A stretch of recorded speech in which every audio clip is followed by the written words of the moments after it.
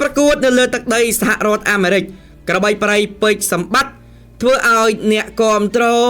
ភ្លឺភ្នែកស្វាងតែម្ដងហេតុអ្វីបានជាខ្ញុំនិយាយបែបនេះតោះមកដឹងប្រធានបទទាំងអស់គ្នា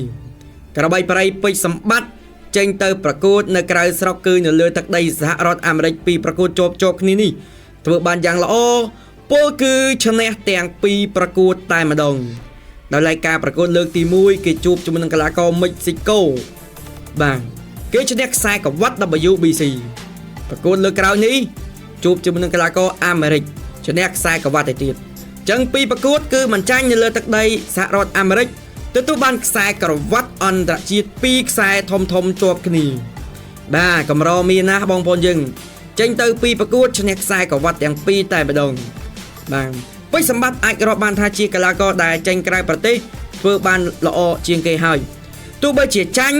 ក៏ប៉ុន្តែចាញ់ល្អមើលបាទការចាញ់យើងឃើញថាដូចជាចាញ់តែទុំគតិ1និងចាញ់បាទតៃម៉ូហ៊ីសៃតែប៉ុណ្ណោះ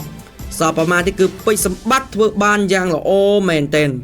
បាទប្រិមិត្តយើងណាខ្លះជា fan របស់ក្របីប្រៃពេជ្រសម្បត្តិបាទកុំភ្លេចចូលរួម comment ទាំងអស់គ្នា